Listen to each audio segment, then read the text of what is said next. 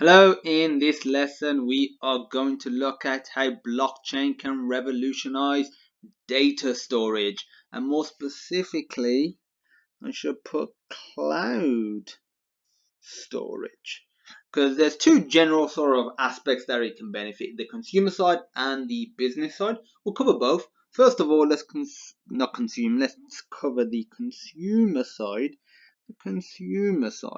And this is essentially stuff like Dropbox and Google Drive, the non-business version, because they both do business versions as well. But this, like, you would get this automatically with your Gmail account. You get some storage free. I believe it's 15 gigabyte.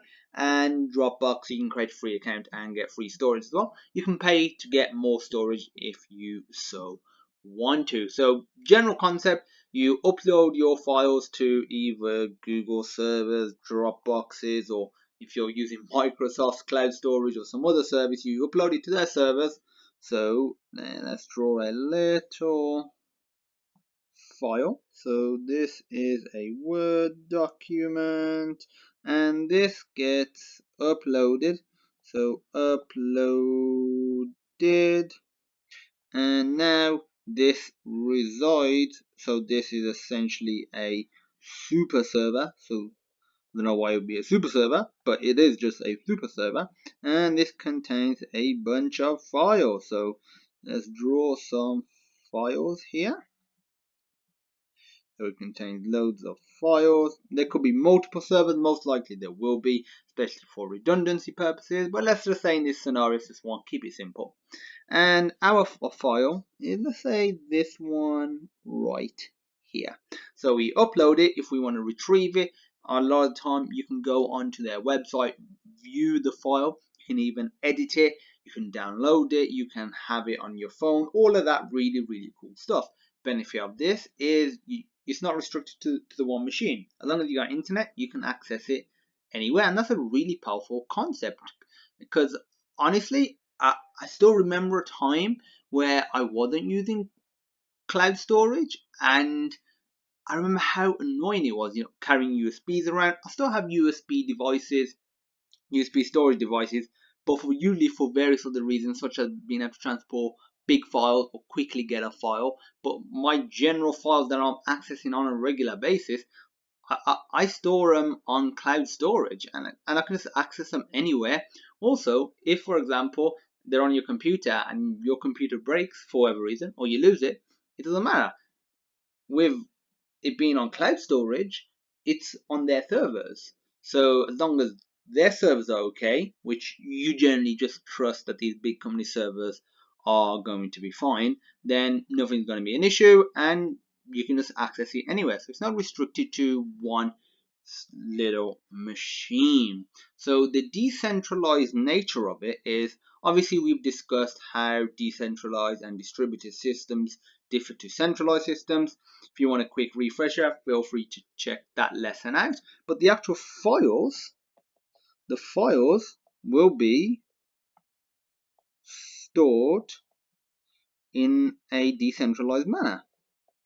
And they can go even one step further and split up the files and store those little packets as such on different nodes all over this crazy ass network, and they'll make it even more secure.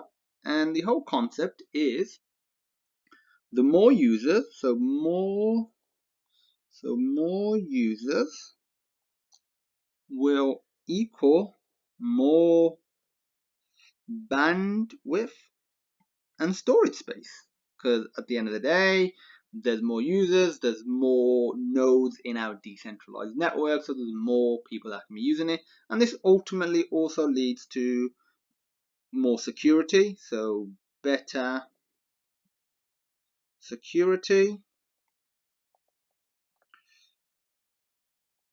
faster, just overall faster, whether it's a file transfer, whether it's linked to the bandwidth aspect of it, or whatever aspect it is, it's just generally going to be assumed to be faster. Another thing is that people are worried about, especially these days, when you got the government trying to get backdoors into products, and services, whether it's social networks or devices such as phones, there might be a case where they want backdoor access into a cloud storage platform. So they say all files that get uploaded should go through us, the government, first. We sort of have that, basic verification system because we can't verify all of them. And if we feel like this may pose some threat to national security, or that's what they say, then we'll open it and take a look. But we can open any one that we want. But using a decentralized system, you can remove the possibility for government backdoors. That's a really cool thing, because at the end of the day, you wouldn't expect anybody to be able to access your files that are in your house, whether they're on your computer or whether they're a printed document and you store them securely. And neither should they be accessible if they're online. So that's the overall concept, that these files will be stored along several different nodes, and if one node goes down, it doesn't matter, because there have been cases where there's been new cloud storage platforms that have come along. They promise this, and this, maybe unlimited cloud storage, or maybe it's been really cheap, and they've delivered initially, and then they've had to tone things back, and then sometimes the company's just gone out of business, and they've said, okay, you have X amount of time to download your files if you're lucky, and that has obviously been a real problem. So imagine if there's a system like this where that isn't an issue. That's definitely an attractive prospect. So the business side of this are applications like AWS, which is Amazon Web Services, Google Cloud, which is essentially a ramped up business version of their consumer side. It has a few other features as well. And Microsoft Azure. So all of these can be used to store your website's information, and all of this will be decentralized. So what you can do, you can have databases on these platforms, and these platforms can be linked up to your website. So maybe I've got this crazy new social network, and it's got 2 billion users, which is roughly what Facebook has. I think it's actually more than that now. But yeah, let's have this really cool social network, and I could store the website's information, the files, the user information, all that stuff decentralized instead of being on our server. So it's essentially the concept that we was talking about here, but for company and website information.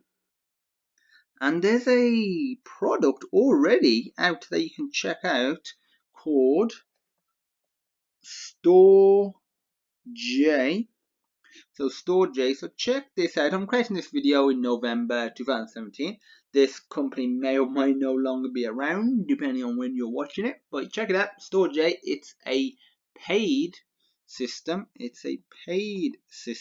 Which is a competitor to AWS and all of these. It says it's cheaper. Obviously, on their website they're going to say that, and obviously for certain packages and certain scenarios, it probably is. I don't know how cheap it is if you keep scaling up and how good it actually is. But this is a decentralized system that you can use right now for your business, and maybe not this, but a platform similar to this could be free eventually, using what we was talking about. Yeah, so more users could be a more bandwidth scenario. So once the ball gets rolling, you'll have like a snowball effect, and there'll be so many users there that they won't practically have to charge, and they could charge for other features potentially, and this just could be free. So scalable with more users. So that's the consumer and business side done. There's something else I want to discuss, and that's generic, aka what a data storage backed by blockchain, how that could impact the consumer and the business side.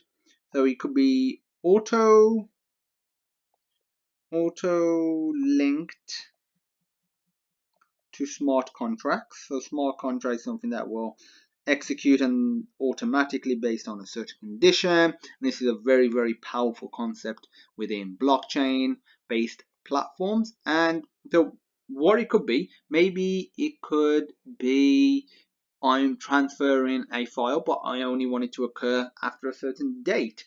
And after another certain date, they can no longer access it. So a little time period for them to be able to access this file. Using smart contracts, this could automatically be initiated. So anything with any condition, this could be used.